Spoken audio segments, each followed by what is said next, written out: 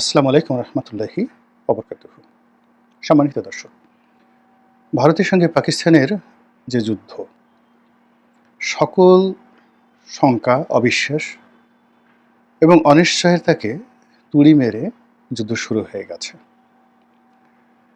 এবং এই যে যুদ্ধটা শুরু হলো, এই যুদ্ধ সম্পর্কে বিবিসি আরও ১০ বছর আগে তারা একেবারে সুনির্দিষ্ট ভবিষ্যৎবাণী করেছিল যে ২০২৫ সনেই এই যুদ্ধ হবে। পাকিস্তান এবং ভারতের এই যুদ্ধ নিয়ে ভারত, পাকিস্তান থেকে শুরু করে সারা দুনিয়াতে যারা জ্যোতির্বিজ্ঞান চর্চা করেন তারা প্রায় সকলেই ভবিষ্যৎবাণী করেছিলেন যে সামনে পাকিস্তান এবং ভারতের মধ্যে একটা ভয়াবহ যুদ্ধ হবে। আমরা মোহাম্মদ রসুল্লাহ সাল্লাহ সাল্লামের যে একটি বিখ্যাত হাদিস গাজওয়াতুল হিন্দ এর সম্পর্কে জানি, এবং সেটা কোন জায়গা দিয়ে শুরু হবে সেটা বলা যাচ্ছে না, কিন্তু মুসলমানদের মধ্যে একটি নিদারুণ উৎসাহ, উদ্দীপনা, একটি জাগরণ এবং একটি নবজাগরণ, রেনেসার সূচনা হয়ে যায় যখন তারা এই হাদিসটির কথা স্মরণ করে। কারণও আছে।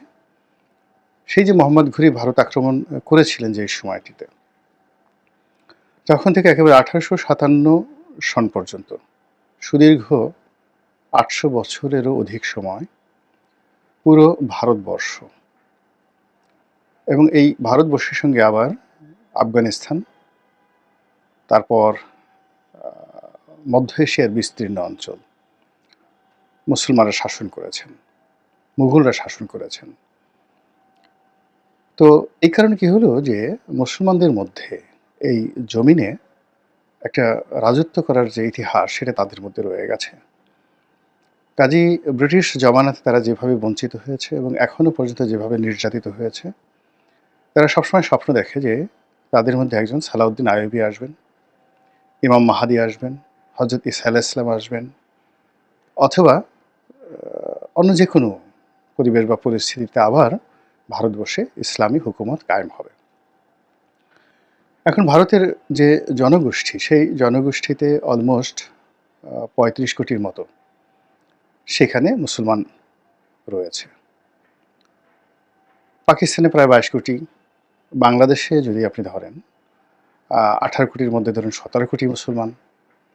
এর সঙ্গে নেপাল, তারপর মালদ্বীপ, শ্রীলঙ্কা, সেখানেও বিপুল সংখ্যক মুসলিম বসবাস করে।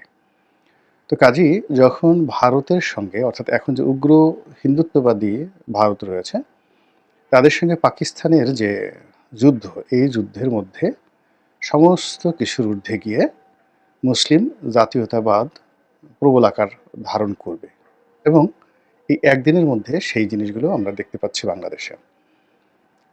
বাংলাদেশের মানুষ সাধারণত পাকিস্তান বিরোধী সেই মহান মুক্তিযুদ্ধের কারণে প্রচণ্ড ঘৃণা, কিন্তু এই যুদ্ধে সবাই, হাতে গোনা নয়, ঠিক যারা আওয়ামী লীগ করেন তাদের কথা আলাদা, বেশিরভাগ মানুষ তারা চাচ্ছে যে এই যুদ্ধে পাকিস্তান বিজয়ী হোক।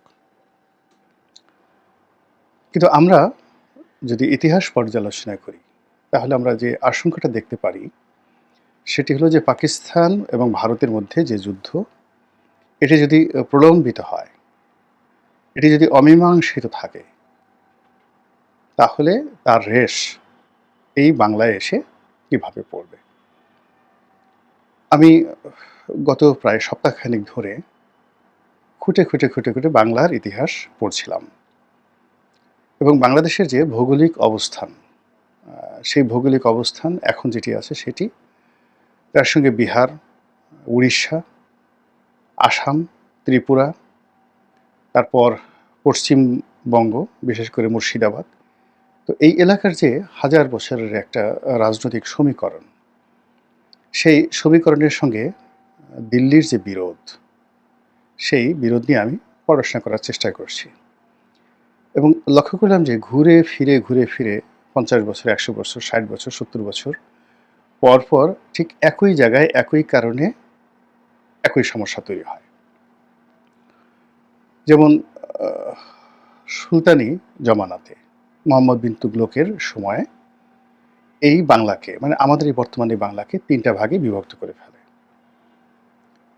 তো উত্তর আ বঙ্গ এটি মূলত একটি রাজ্য, অর্থাৎ রংপুর, দিনাজপুর, রাজশাহী এবং মুর্শিদাবাদ। এটি একটা এলাকা। মধ্য অঞ্চল সেটা সোনারগাঁকে কেন্দ্র করে একটি এলাকা। আর চট্টগ্রাম, বরিশাল, দক্ষিণাঞ্চল এটাকে আলাদা একটা এলাকা। এভাবে ৩ টি ভাগে তারা বিভক্ত করত। তো সেই বিভক্ত করে দিল্লি যতবারই এখানে আক্রমণ করেছে, যেমন যখন গুজরাট থেকে এসে চোল সম্রাটরা আক্রমণ করেছিল, তখন এটি মুর্শিদাবাদের দিকে আক্রমণ করেছিল পাল সম্রাটদের সময়, দ্বিতীয় মহিপালের জামানাতে 1124 খ্রিস্টাব্দে। আবার মুঘল সম্রাটরা যখন আক্রমণ করেছেন, তখন এই সোনারগাঁই ঢাকাতে এসেছেন। কিন্তু সুলতানি আমলে পরপর ২ বার আক্রমণ হয়েছে। প্রথমবার আক্রমণ হয়েছে সেই ফিরোজ শাহ তুগলক, পরপর ২ বার আক্রমণ করেছেন। গিয়াসউদ্দিন বলবনও পরপর ২ বার আক্রমণ করেছেন এই বাংলা। তো ফিরোজ শাহ তুগলক যে আক্রমণটা করেছেন, এটা এই দিনাজপুরের এই এলাকাতে, যেখানে আমরা এখন শিলিগুড়ি করিডোর বলছি, চিকেন নেক বলছি।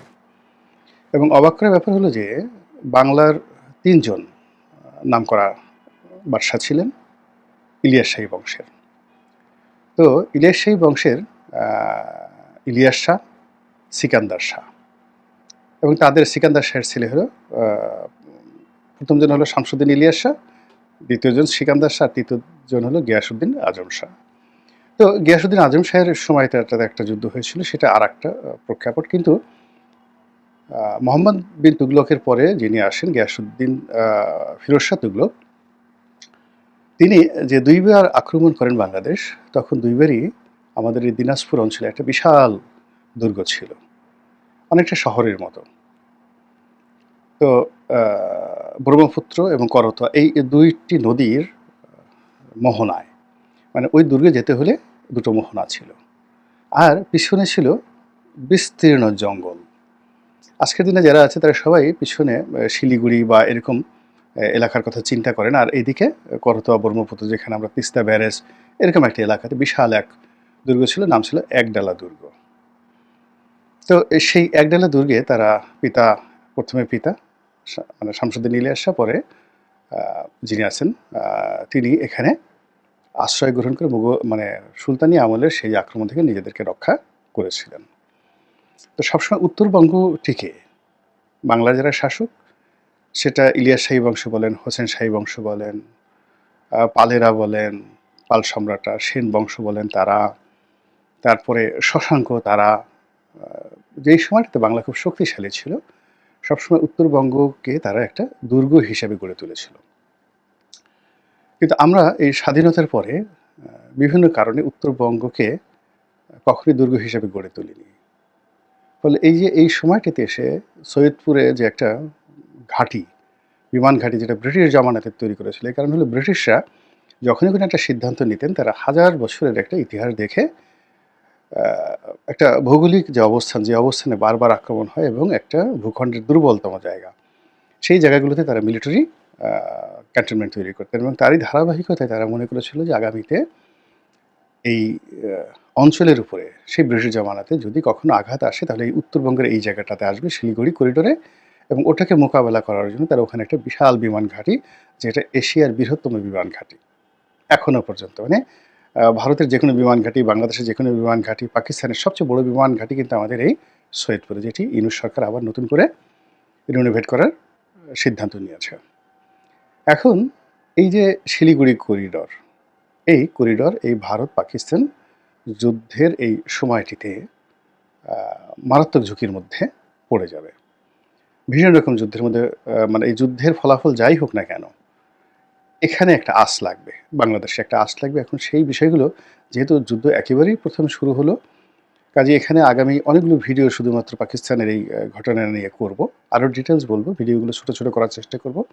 আর শুধু যেহেতু শুরু হলো এই সময়টিতে আমাদের পাকিস্তান নিয়ে, ভারত নিয়ে বা ভারতের পক্ষ নিয়ে তালি বাজানো, পাকিস্তানের পক্ষ নিয়ে তালি বাজানো, আজকে কয়টা বিমান পড়লো, এগুলোর চাইতে আমাদের নিজেদের পিঠ বাঁচানোর জন্য যে কর্মকাণ্ডগুলো করা দরকার, সেই বিষয়গুলো নিয়ে আমার যে চিন্তা সেটা আপনাদের সঙ্গে শেয়ার করার চেষ্টা করব। সরকারের যারা কর্তা ব্যক্তি আছেন তারা যদি সংযুক্ত থাকেন, তারা এই বিষয়ে যদি আরও গভীরভাবে চিন্তা করেন, আমার চেয়ে আরও অধিক যারা বিশেষজ্ঞ রয়েছেন, যাদের কাছে তথ্যপত্র রয়েছে, আমি শুধুমাত্র ইতিহাসের আলোকে একটু ক্লু দিতে পারি।